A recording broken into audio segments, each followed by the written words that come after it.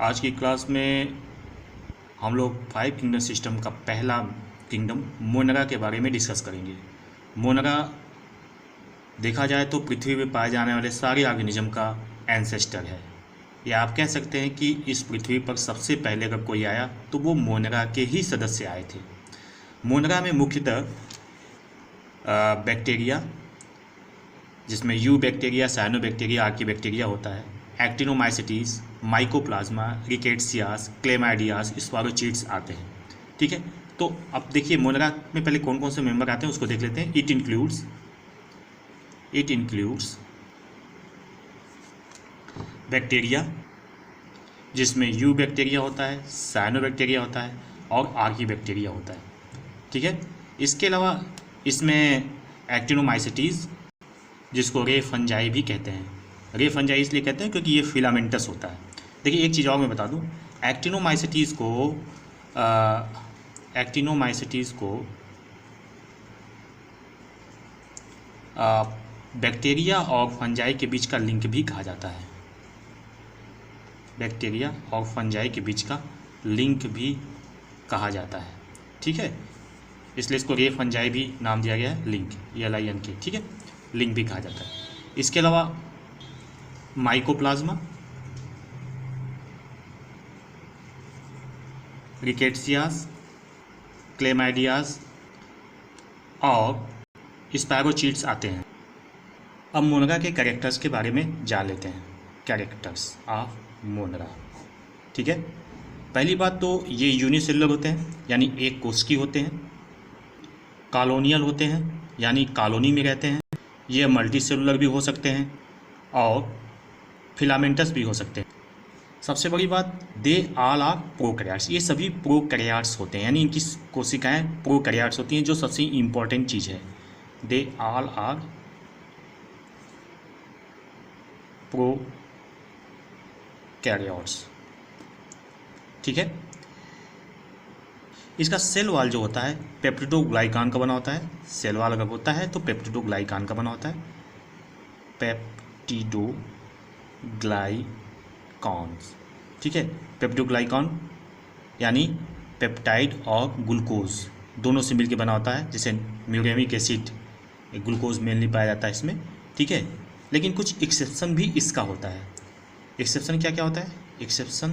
Accept archaebacteria और mycoplasma, इसमें membrane bound organelles absent होते हैं। इसका मतलब क्या होता है?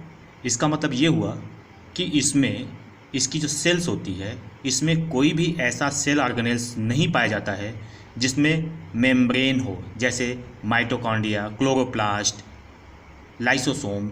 ये सारी चीज़ें इसमें इसकी कोशिकाओं में, मोनरा की कोशिकाओं में नहीं पाया जाता है। ठीक है, इनकी कोशिकाओं में एक खास चीज़ और होता है कि इसमें साइक्लोसिस नहीं होती है। Cyclosis absent. साइक्लोसिस मतलब क्या होता है? देखिए, जो सेल्स होती है, जैसे ये हमारे सेल्स है, ठीक, जो यूकैरियोटिक सेल्स होती है, उसमें बीच में न्यूक्लियस पाया जाता है या किनारे न्यूक्लियस पाया जाता है, कहीं पर भी न्यूक्लियस पाया जा सकता है। तो उसके अंदर जो प्रोटोप्लाज्म होता है उसमें मूवमेंट होता है। ठीक है, मूवमेंट इन प्रोटोप्लाज्म, इसी को हम साइक्लोसिस कहते हैं। मतलब सेल्स के अंदर जो प्रोटोप्लाज्म है मूव करता है इधर से उधर, इधर से उधर, तो इस चीज़ को हम साइक्लोसिस कहते हैं। मोनरा में साइक्लोसिस नहीं पाया जाता है।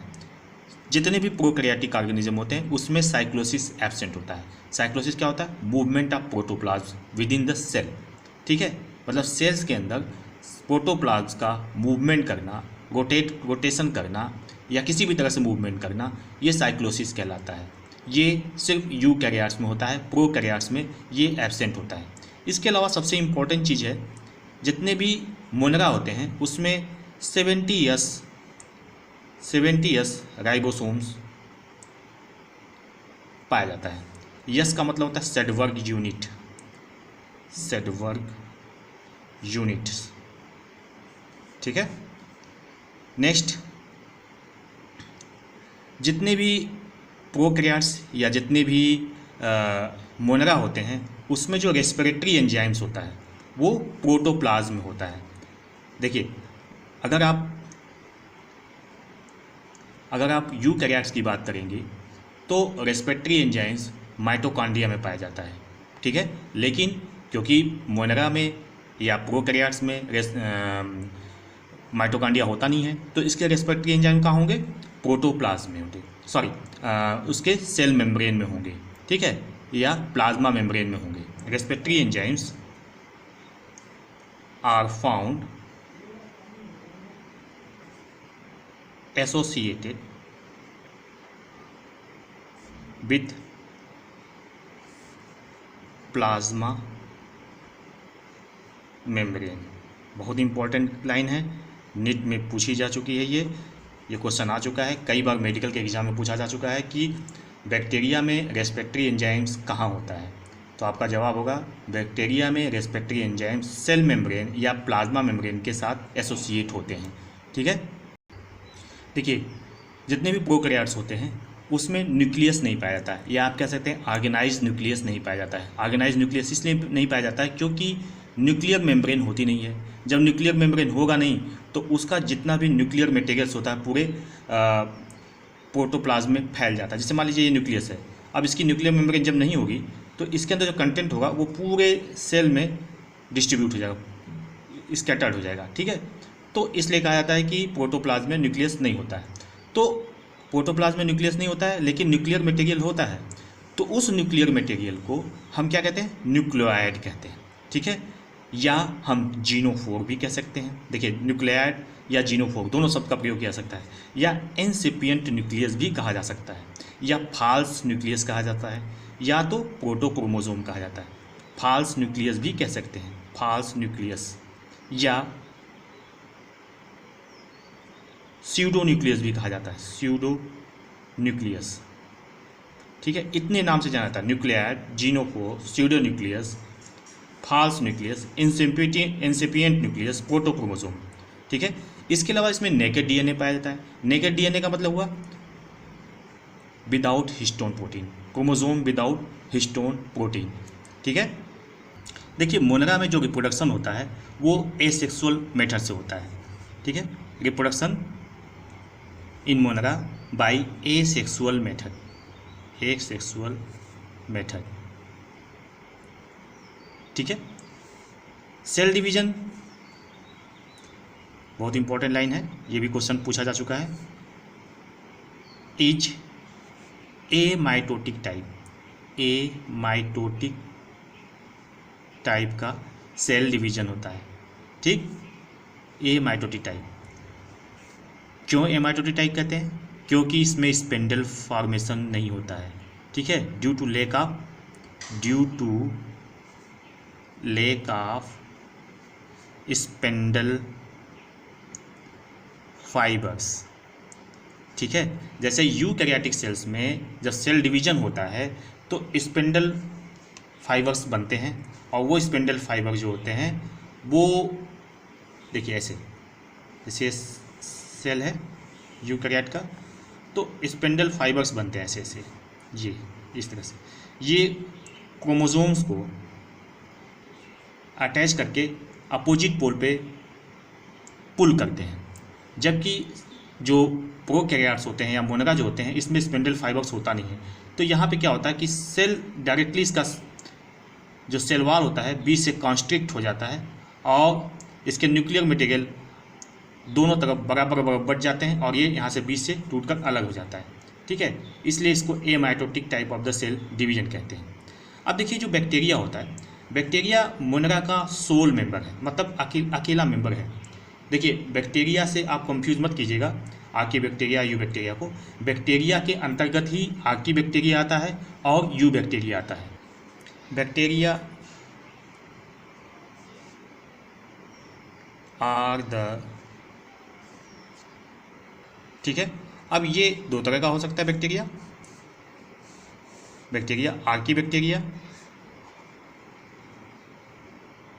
और you bacteria. Archie bacteria is the most primitive. अगर सारे मोनेरा की बात की जाए तो सबसे पुराना आर्की बैक्टीरिया होता है, सबसे ज़्यादा। यू बैक्टीरिया से भी ज़्यादा पुराना होता है, यानी एंशियंट फॉसिल, आप इसको एंशियंट लिविंग फॉसिल भी कहते हैं, ठीक है। इससे पुराना कुछ भी नहीं। ये भी माना जाता है कि आर्की बैक्टीरिया, यू बैक्टीरिया और जितने भी मेंबर्स हैं वो प्रोजीनोड से ओरिजिनेट हुए हैं। इसके पिछले वाली क्लास में मैंने आपको बताया है। तो आर्की बैक्टीरिया भी 3 तरह के होते हैं। पहला हेलोफिल्स, जो कि जहाँ पे ज़्यादा साल्टी कंडीशन होती है वहाँ पाया जाता है। दूसरा थर्मोएसिडोफिल, तीसरा मेथनोजेंस।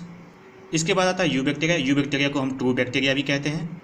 इसमें साइनोबैक्टीरिया होता है, जिसको ब्लू ग्रीन एल्गी या बीजीए के नाम से भी जानते हैं। इसके बाद chemosynthetic autotrophic bacteria, heterotrophic bacteria.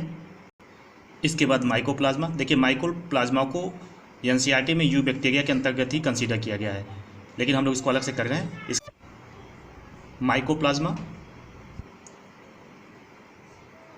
ये सब भी इसी में आएंगे। माइकोप्लाज्मा के अलावा एक्टिनोमाइसेटीज, जिसको रे फंजाई भी कहते हैं। फिर क्लेमाइडियाज, रिकेट्सी, स्पैरोचीट।